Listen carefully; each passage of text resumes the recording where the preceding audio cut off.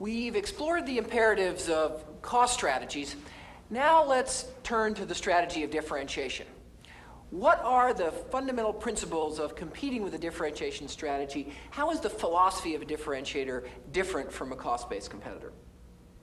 Well, a differentiation strategy starts by identifying a number of needs that the buyer thinks are very valuable or very important.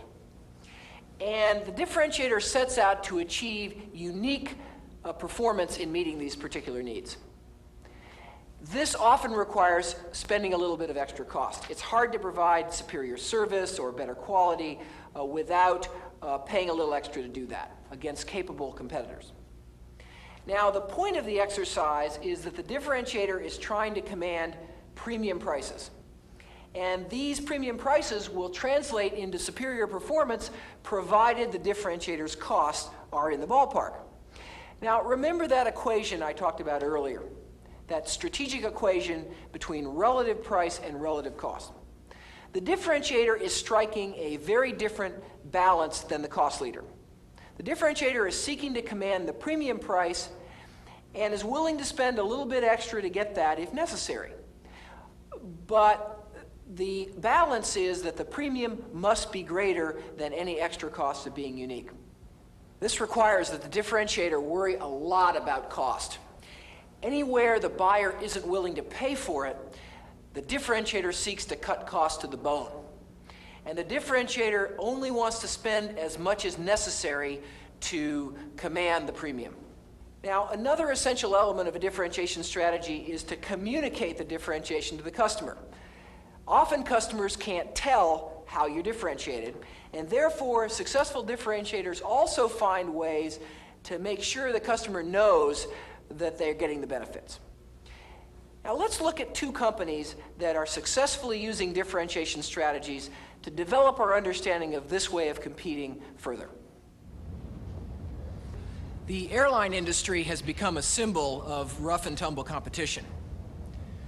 One airline that stands out in weathering this storm is American. Some voice concerns about whether American would be a survivor after deregulation. American has not only survived, but prospered. Now, how has American achieved this superior performance? Well, since deregulation, there's been a tremendous increase in rivalry in the airline industry. Most airlines, both old and new, have been preoccupied with one thing: cost. But American decided on another course. It set out to be the differentiated airline, to provide superior value to its customers.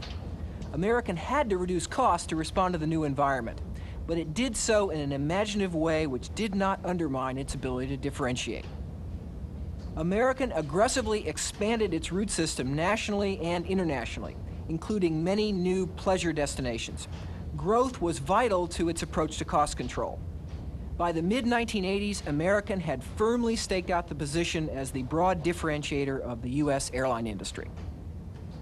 A positioning concept is one thing, but how do you translate it into a strategy?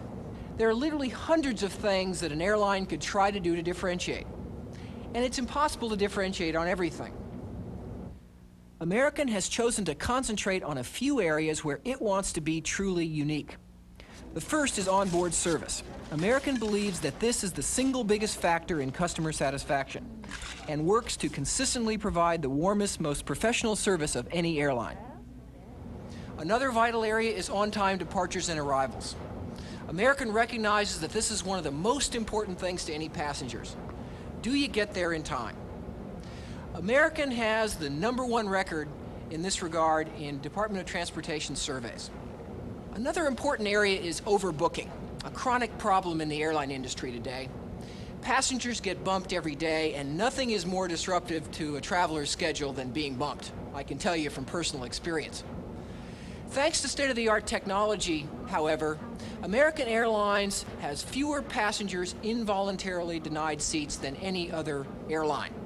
But American has another customer, the travel agent. The travel agent is the crucial marketing arm for American Airlines and the airline industry. In fact, travel agents account for about 80% of Americans' total revenues in every year. Now, sometimes companies have a tendency to look at their distribution channel as a necessary evil, somebody they've got to deal with. But effective differentiators don't see it this way. They differentiate with their channel just as much as they try to differentiate with that ultimate customer. The principal tool American uses to differentiate itself with a travel agent is the so-called Sabre System. That's that little box here. This box is an American Airlines computer terminal, and it's sitting here inside Crimson Travel. Sabre allows the travel agent to automate the process of making reservations and issuing tickets. By moving early to provide this service, American not only gained a preferred relationship with its distribution channels, but it created a profitable business in its own right. Creating a superior product or service is only the first part, although a big one, of a differentiation strategy. A successful differentiator must also communicate its superiority to its potential customers. This communication must be clear and it must be credible. It must be believable. American seeks to communicate its differentiation strategy in a number of ways. The first is advertising. Like all airlines, American is a major advertiser on television and newspapers. An essential part of communicating differentiation is paying particular attention to repeat customers. In May of 1981, American pioneered frequent traveler programs in the airline industry. American's program was named Advantage. Since we felt we had a greater franchise with a very frequent traveler than most of our competitors, we felt a rewards program such as Advantage would be the ultimate lock. Now, naturally, awarding free travel is something that is very fundable by an airline or any airline, and that you typically run 60 to 65% full. Wonderful win-win environment for both American and the frequent traveler. After creating and communicating superior value, the final part of the differentiation equation is pricing. Differentiation must be reflected in either higher prices or growing market share in order to translate into superior performance. American's been in an environment over the last 6 or 7 years that has been marked by some of the most vigorous, shall we say, price warfare of any industry I've ever worked in or worked around. And yet American's trying to be the differentiator. I think it's very interesting to understand how American has tried to cope with this unusual problem. Could we start by talking a little bit about why American introduced the Supersaver concept of pricing? Sure, Mike. We first came up with the concept of the Supersaver fare to really satisfy, well, several needs. One was a need to share in a larger percentage of the growing discretionary travel market. We also realized, though, that we were running fairly healthy load factors, maybe 60% in those days, with higher paying passengers, and we didn't want to have all that business walk away from us through an across-the-board price cut. So with the application of some technology, the first steps into a yield management environment, which many people have talked about is something that's newly and very exotic in this business, we really placed through putting some constraints around the applicability of the fare itself, as well as how much inventory we made available for that fare.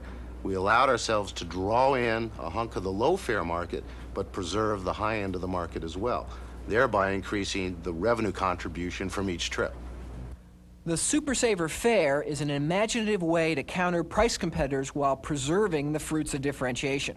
American also employs sophisticated computer technology to capture the greatest amount of revenue from its differentiated position. What we attempt to do is to generate an overall plane load maximization of revenues by allocating different numbers of seats to the different fare classifications being offered. In essence, we'll sell so many at the very cheap rate, but also realizing that there are a significant number of people, because we are a good airline, who will put pressure on our seats at the last minute and pay a higher price for the schedule convenience. To turn its strategy into reality, American performs a number of other vital activities. The first is measurement. It's very hard to achieve superior service unless you measure carefully how well you're doing. Most good differentiators set explicit standards for performance and track progress against them on a continuous basis.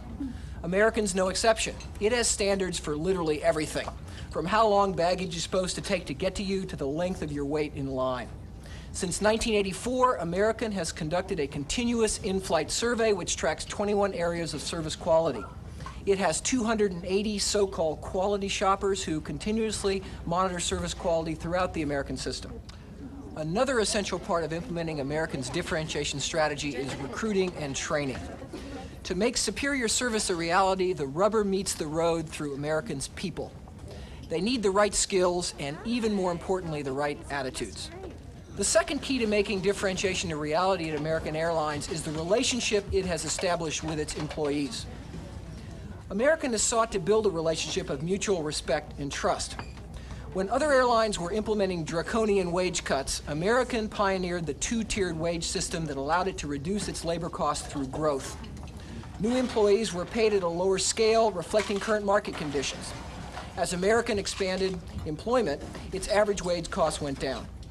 But there remains one final crucial tool for implementing American's differentiation strategy that we have not yet addressed, and that area is technology. Perhaps the best single example is the Sabre system that I discussed earlier. Sabre is the largest civilian real-time data processing network in the United States, maybe even the world. It involves a cumulative investment of over $400 million. American has poured money into the Sabre technology in order to allow a lot of this fancy reservations, this relationship with the travel agent, and many of the other things I discussed. And this sort of thing permeates the American organization. Little pieces of technology all through the business, like an automated baggage handling system and others, that allow American to achieve this superior performance all through the business.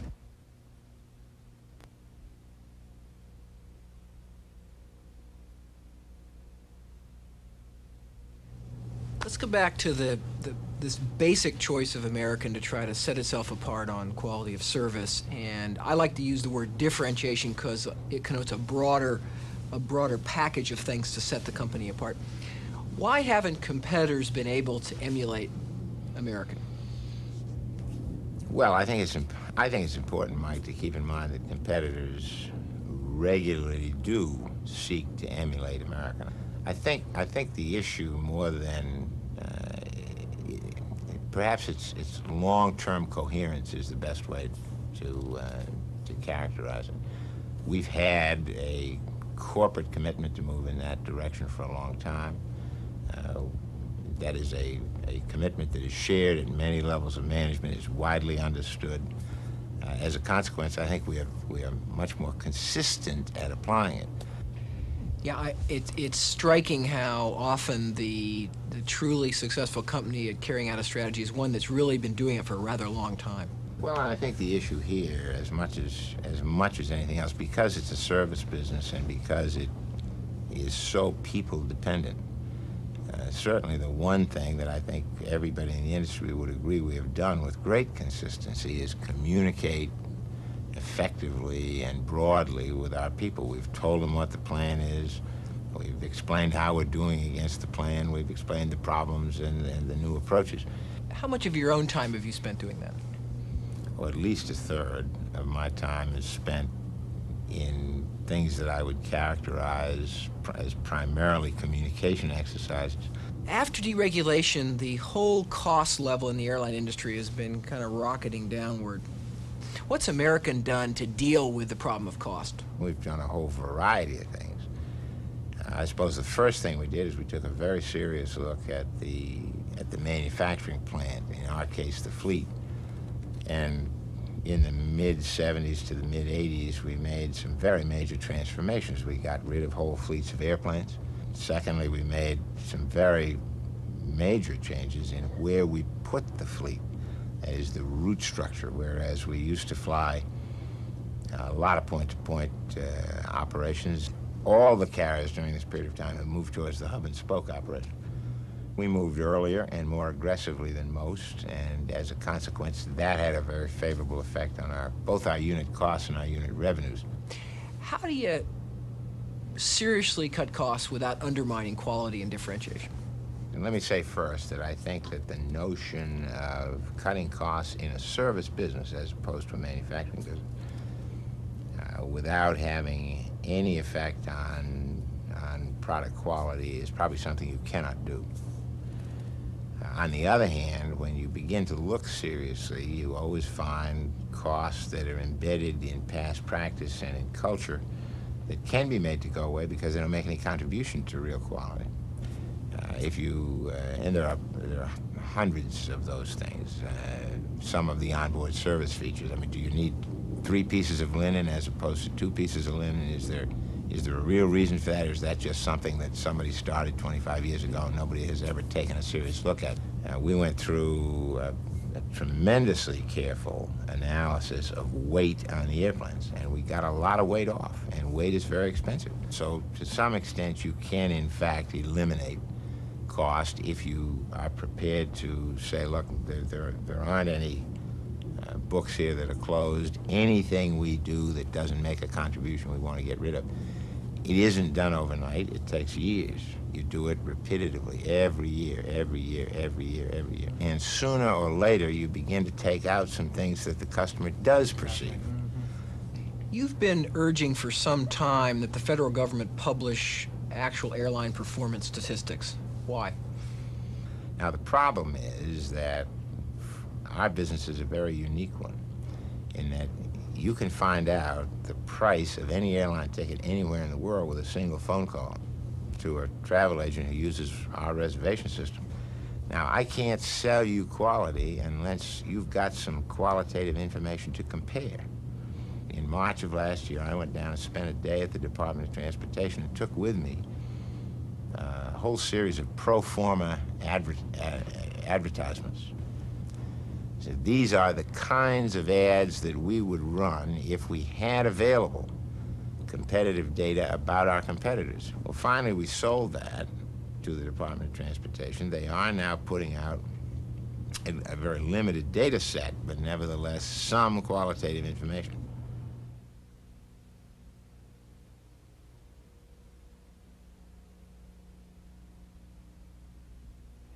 Now, what are the lessons that we can learn from Americans' differentiation strategy?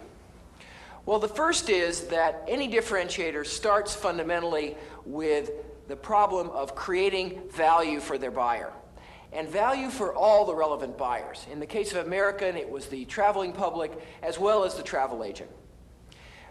The successful differentiator finds areas of buyer value that the buyer readily perceives and views as the most important. American, for example, was very interested in things like on-time performance and onboard service. Those were the areas that they believed were the most visible, top-of-the-mind areas of buyer value. Now, a differentiator doesn't just create value. A differentiator also has to communicate that they're doing it. And that's why American was so anxious to get the government to publish statistics on things like on-time performance and other measures of airline success. That allowed them to credibly tell their story, to communicate their uniqueness. American also illustrates, however, that being differentiated, being unique, is frequently costly. American was willing to spend extra to be unique in those areas that it judged were very valuable for the customer. Now, that doesn't mean that a differentiator spends freely. American was using aggressive investments in technology, for example, to try to minimize the extra cost of providing all that extra service. So a differentiator tries to find ways of differentiating where the extra cost to them is as little as possible, and even better, where the extra cost to them is less than it would be if a competitor tried to emulate them. Now, American also very vividly illustrates the point that differentiators worry a lot about cost. Remember Bob Crandall's discussion of how they strained to get all the weight off the airplane by taking out anything that didn't really contribute to their quality. American revitalized their entire fleet of aircraft to get fuel-efficient planes and to match the fleet better to the route system. But what American's case illustrates is that eventually, in the pursuit of differentiation, you come to a trade-off between cost and differentiation. And American and other successful differentiators are very clear about how they're going to make that trade-off. Now, a final important lesson about differentiators that American shows very vividly is that to sustain your differentiation, you've got to be a moving target. You can't be standing still because your competitors are going to be constantly trying to emulate what you do.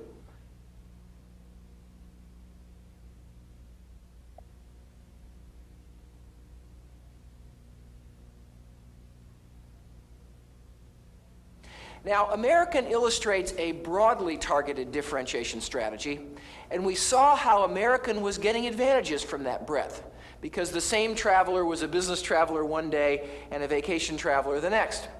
Let's look at another company that's differentiating, but is differentiating through a very narrow focus strategy. I'm in Chippewa Falls, Wisconsin, the home of a company called Cray Research. Cray was founded in 1972 by a mad scientist by the name of Seymour Cray. 4 years later, in 1976, Cray shipped their first computer system. Today, Cray's sales are well on their way to $1 billion per year. Cray's return on equity has averaged a remarkable 25% over the last 5 years, about double the average for the computer industry. Even more interesting is the fact that Cray's performance has been achieved despite the looming presence of such major corporations as IBM and the leading Japanese computer companies. Most interesting to me, however, is that the pundits have been predicting Cray's competitive demise right from the beginning. Yet the competition never seems to come.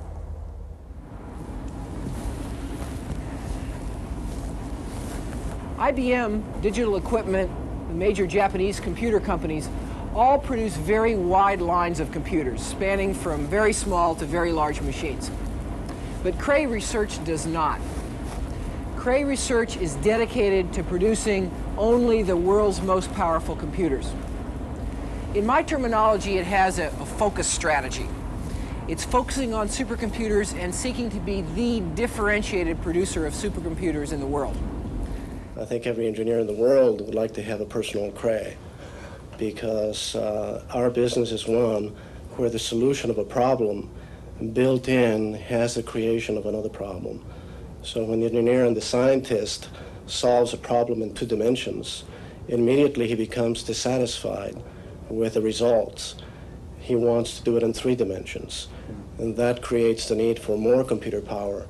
And that's how the supercomputer becomes an addiction to the engineer. Now, the starting point for Cray's strategy is the technology of the product itself. I'm sitting here next to a Cray XMP computer. You can't feel it, but this machine is hot, and it hums. It's like being next to a volcano. Starting with the initial Cray 1, Cray Research has produced a steady stream of new designs, each of which is a quantum improvement over the one before. In addition to hardware, Cray has developed an extensive advantage in software. It has a proprietary operating system to run the machine.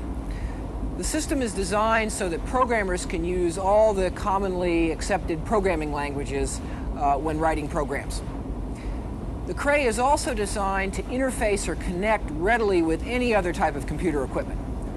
Cray has actively worked with users and with software companies to encourage them to develop programs that will run on the Cray. This growing and growing library of programs both encourages new users and serves as a formidable barrier to entry for new competitors. Selling a Cray is a slow process. It often takes years. After all, customers don't part with $15 million lightly. The front line of Cray's sales approach is a highly trained, highly sophisticated sales force of about 85 people. These people are skilled enough to talk to world-class scientists one day and chief executive officers the next. In addition to the sales force at Cray are 2 other groups. One consists of world-class scientists who dream up new uses for a Cray and show them to customers. Another is benchmarking people who run the customer's own applications on a Cray to prove how effective the machine really is. Both are as important as the sales force in selling such a complicated, expensive product. This is the place where all Crays are built.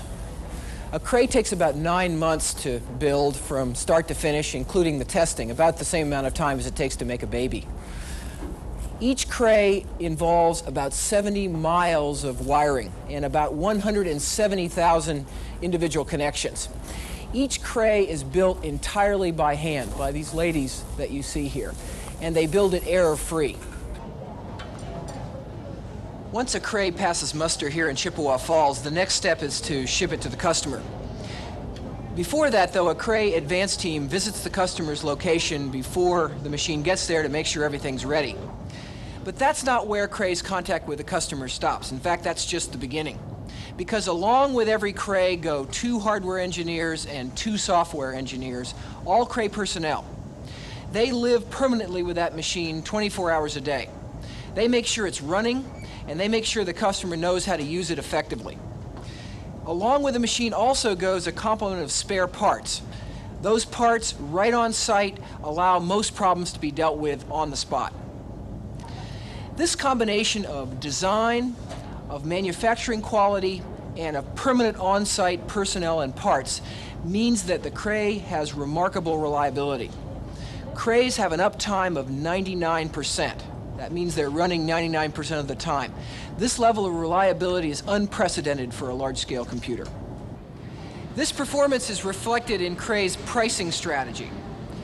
Cray prices on the basis of value, not the cost of producing the machine. While the Cray is the world's most expensive computer, it can save its customers literally tens of millions of dollars.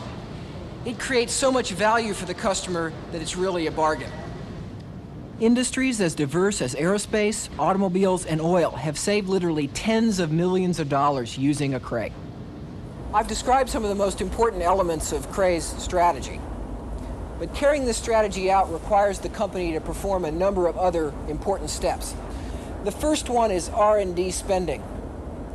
Cray spends 15% of its revenues on research and development every year. This year, that's over $100 million, and all of that is on supercomputers. This 15% of revenue comes right off the top. There's no question at Cray about priorities. The level of technological performance and imagination required at Cray demands superb people. To find them, Cray goes through a very careful and exhaustive process of recruiting. People interview very widely in the organization. For example, a designer would be interviewed by salespeople, by service people, by management, not just by other designers. Cray's looking for people who can work very well across functional lines. The organization structure is very flat and fluid, not a hierarchy. A way of summarizing Cray's relationship with employees, in my view, is this little book. This book has pictures of a Cray machine all the way through the manufacturing process. It's got pictures of the employees that actually worked on the machine, and their signatures are here inside.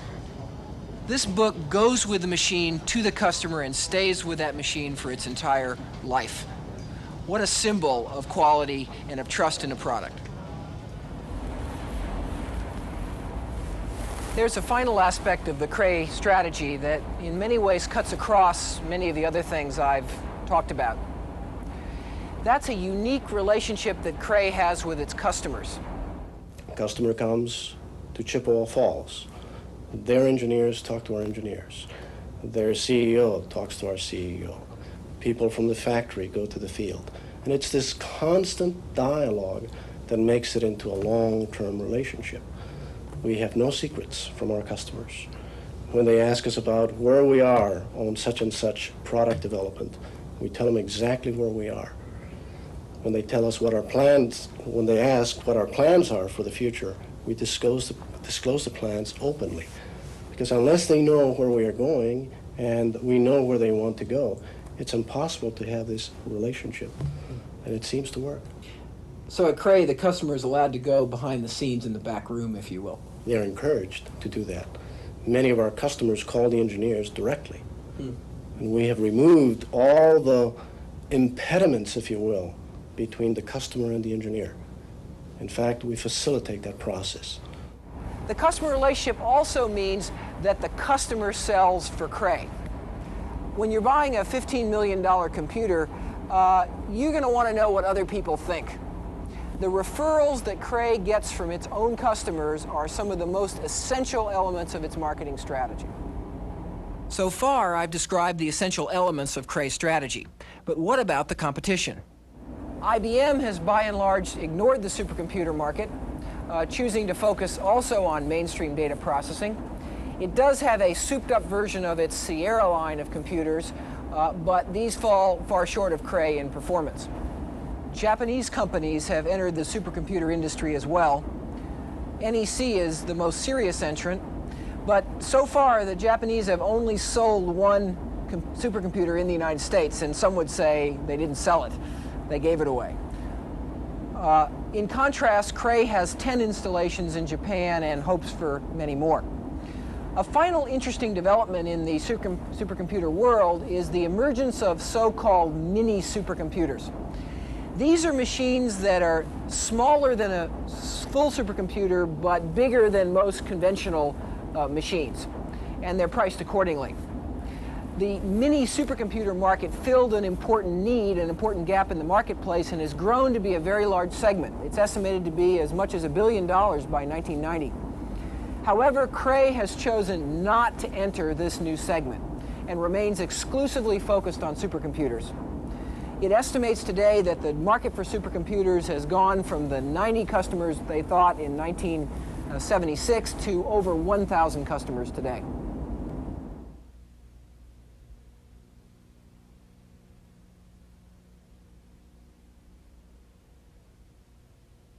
John, could we start with, in some sense, the most basic question about Cray? There's a vast computer industry out there with lots of different products and services. Why has Cray chosen to focus on this one narrow objective, as you say, the most powerful computer systems available? There are two reasons. One of them is historical, the other one is strategic. The historical reason is very simple. The company was organized by a fellow named Seymour Cray, who for the last probably 3 decades has been the dominant individual figure in designing these high-powered computers.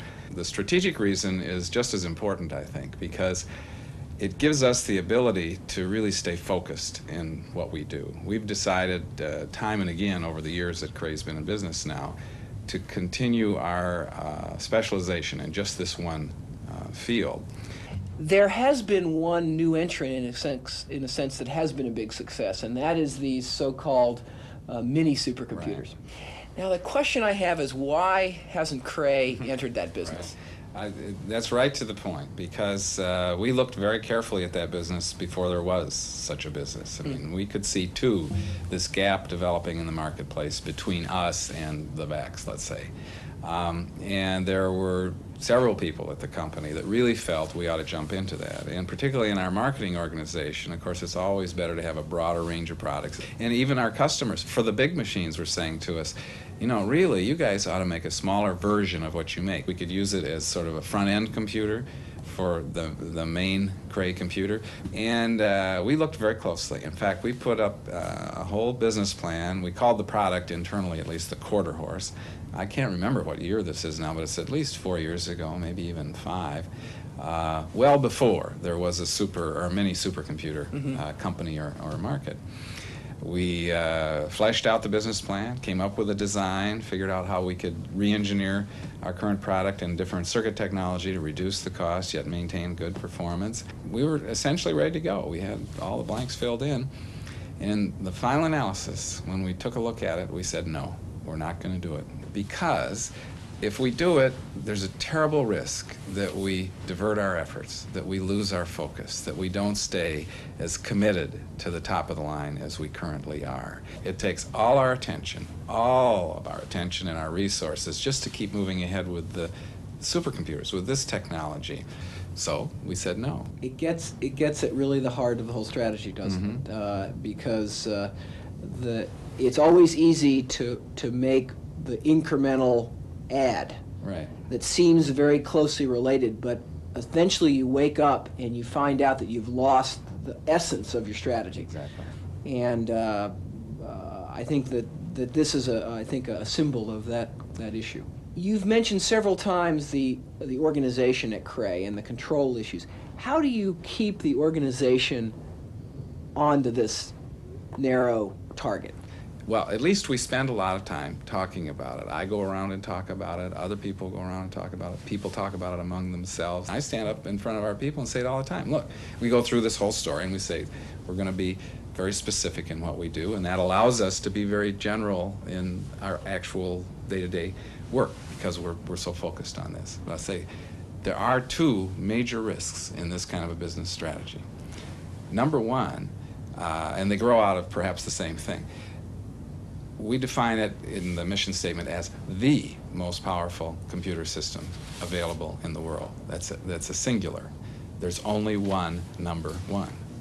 So the first risk is, if we don't make the most powerful computer in the world, we got serious problems here. Number two, even if we do make the most powerful computer in the world and nobody wants to buy the most powerful computer in the world, we got another problem, because we all like to eat, and it's the customers obviously that pay the bills, and so we're out of business. Yeah.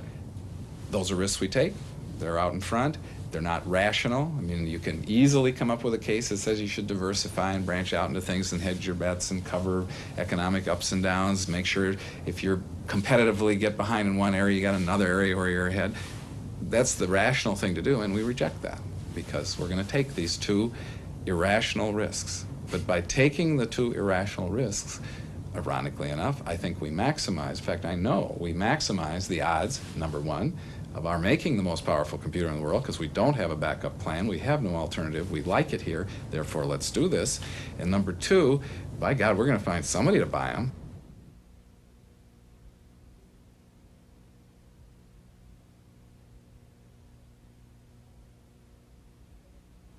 Now, what can we learn from the Cray case about a differentiation strategy? Well, Cray once again illustrates how differentiation starts with creating value for the customer that justifies a premium price. We see in the Cray case how that premium price is very visible and very substantial, but how it's cheap compared to the unique benefits that the Cray provides. Cray also illustrates how an effective differentiation strategy involves more than just the physical product. This is a common error that many companies make. They concentrate their differentiation too much on just the product. In Cray's case, they understood that it was the total ability of the customer to use their product that was as important as the product itself. So they have the on-site service personnel and the on-site customer engineers, for example. Cray also, like American, worked hard to communicate its differentiation. It had benchmarking people to actually run test programs for potential buyers. It aggressively used referrals of past customers to credibly communicate how effective the Cray was. Also, Cray was a moving target. It sought to aggressively improve its performance in generational leaps, just like American sought to innovate in its business. Now, Cray also allows us to supplement our understanding of what it takes to be a successful focuser. Like La Quinta, Cray built its entire strategy around one target segment, the supercomputer. It optimized everything it did for this particular segment, from the architecture of its computers to the way it sold the product to the way it serviced the product. Everything from soup to nuts was optimized on this particular target segment. And that optimization, that concentration, allowed Cray to outperform its less focused competitors. The differentiation focus strategy requires that the company isolate a segment that has somewhat greater or more extensive needs than most parts of the market. Cray's customer wanted this very high speed. Think back to La Quinta. There, in a cost-focused strategy, you're looking for a customer that has somewhat less needs, and you can economize in the process of serving those lower needs. Here it was the opposite. Now, my conversation with John Rollwagon illustrates not only the benefits of a focus strategy, but also the risks. A focuser is betting everything on one particular target segment. If that segment goes away or doesn't grow rapidly, or if the focuser is unable to achieve success in that segment, well, they're in serious trouble. But yet it's the bet that's the essence of their ability to gain advantage. And it's the bet that Cray was willing to make. Cray also shows, like La Quinta, how any focuser is facing constant pressure to broaden or fuzz their strategy. Remember that interesting story about Cray's temptation to get into super minis. If this temptation is succumbed to, the focuser undermines the very essence of their advantage. And so far, anyway, Cray has kept their focus and their advantage very robust. Now, let's step back from this entire discussion of positioning to come to some perhaps broader lessons about positioning in any industry, no matter what strategy you're trying to follow. I think the first broad lesson is that successful strategy, whichever the route to competitive advantage, must worry about both a company's own position as well as industry structure. Remember how American took some vigorous action to improve the whole industry. In the pursuit of one's own position, one can't forget industry analysis. Second, all the successful companies we've seen have picked strategies that are different from their competitors. Now, there's a great tendency in strategy to imitate. You think you're reducing your risk by replicating or imitating what your rivals are doing. But these companies show how competitive advantage demands that a company set itself apart, pick a different strategy, a different route to competitive advantage than its competitors have followed. We also see from these cases how essential to any strategy is making choices. Making choices about exactly what the company is going to be. And this requires trade-offs, and this requires taking risk, and this requires deliberately avoiding things that you could choose to do. But it's the trade-offs, it's the risk that is the flip side and the essential flip side of advantage. Now, as you've been watching, hopefully your route to competitive advantage in your organization or ones that you're interested in is clear. You can identify what basic strategy you're following. And what you've seen will allow you to enhance that strategy and make it even clearer. But if you've got that sneaking suspicion that your company might be stuck in the middle, well, it's time for a new look at strategy in your organization.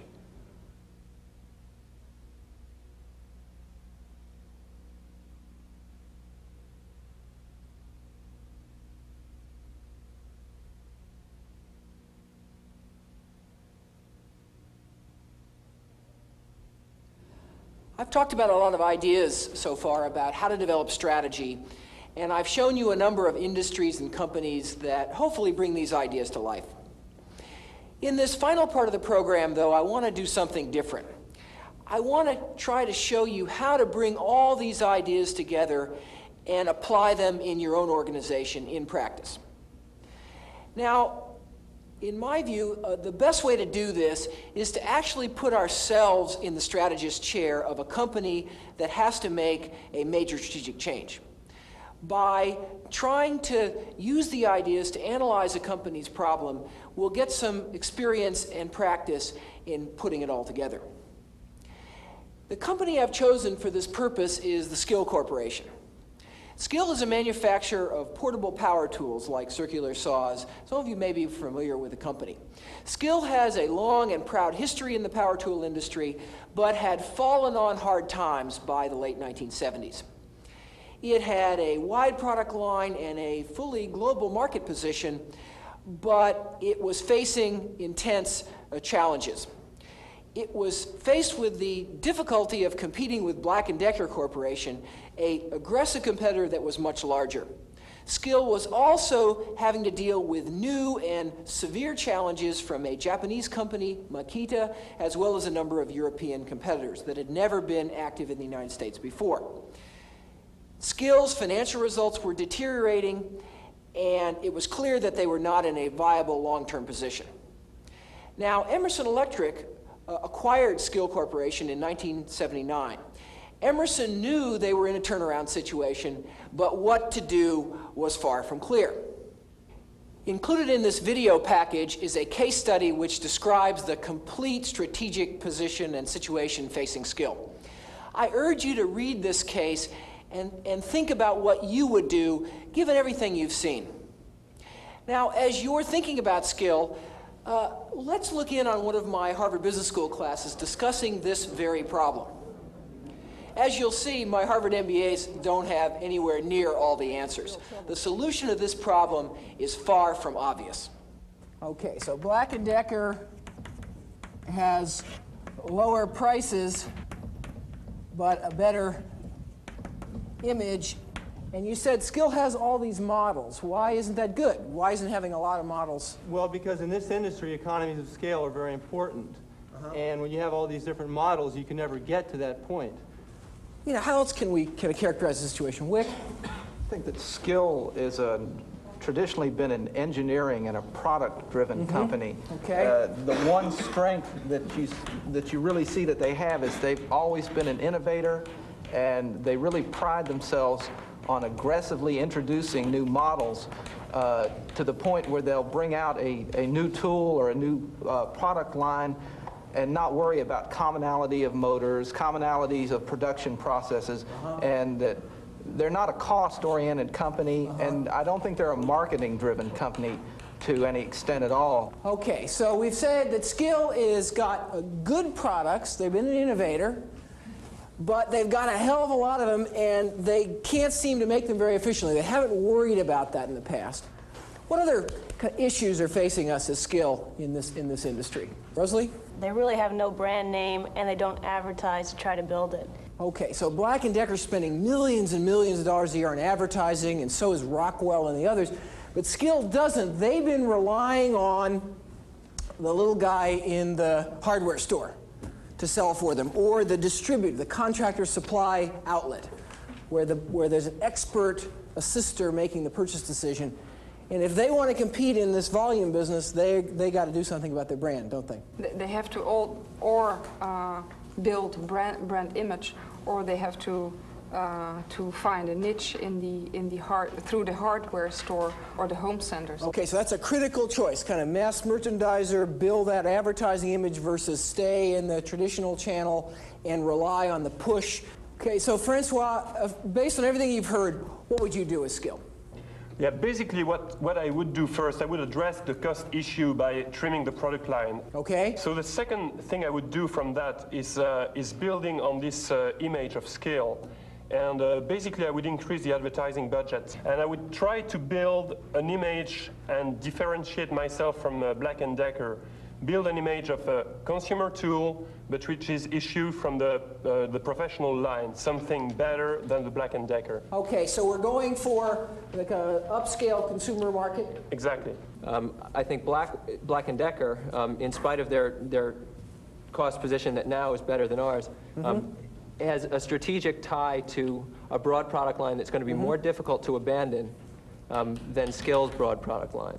Okay, so Black & Decker is kind of committed to the wide line. They're trying to serve consumers and industrial globally. I think, now going into that implies that we're going to pursue the consumer market, but it also presumes that we're going to be able to resolve the channel conflict that we're going to be faced with. Since we've identified that the hardware stores are the main channel right now for Skill saws, and we also know from the case that some of the mass merchandisers and some of the consumer outlets that are selling at high volumes are now selling these power tools at a cost that's even at a price that's even lower than the cost for hardware stores. Yep. We're going to have to manage that channel conflict that's going to evolve out of that. So you're saying there is an inherent channel conflict.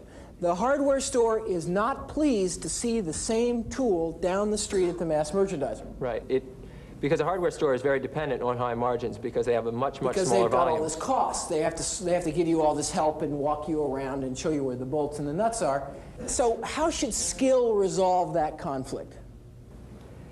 It's a difficult issue. I think they might end up losing a lot of their hardware stores because their real strategic advantage is going to be in very low-cost tools. So you think Skill should really make a push towards the mass merchandiser channel, recognizing that they're going to cost themselves in the hardware channel? I think that's right.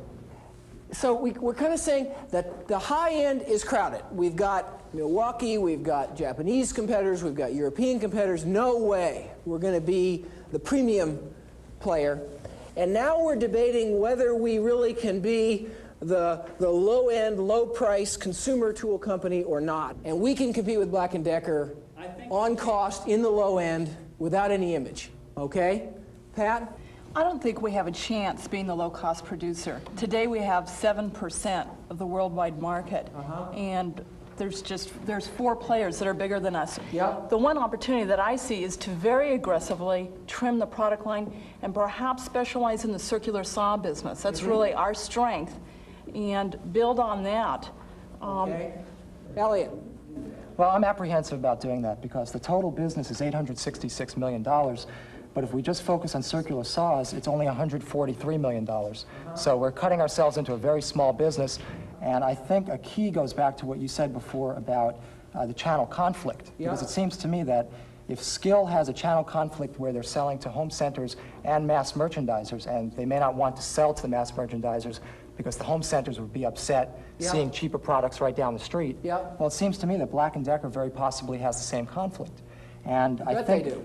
So basically what you're saying is, look, let's take advantage of the channel conflict. Exactly. Black & Decker can't afford to not sell to mass merchandisers. Exactly. But what are our sales to mass merchandisers? Chicken feed. Nothing. Nothing. Classic push strategy. We're smaller than they are, but we're more profitable on a percentage basis, which means if you've got a channel that's willing to push a product because it's more profitable, those are the people we're going to tie in with. And Black & Decker has to have the Kmarts, they have to have all of the mass merchandisers because they have a massive advertising budget that they have to spread across a number of units. Okay. A large base of unit sales. They've got to keep that market. Okay. So instead of having to advertise, we'll take the push. Right, and we'll let them have the pull. Now, we'll see what Skill did in a minute. Now, you've thought about what you would do as Emerson Management, and you've heard my class discuss the issues. Let's go down to Heber Springs, Arkansas, and actually see Skill's new strategy for the power tool business. To see what Skill did, I'm going to take you into this plan in just a minute. But the real starting point for the Skill strategy was in the distribution channels.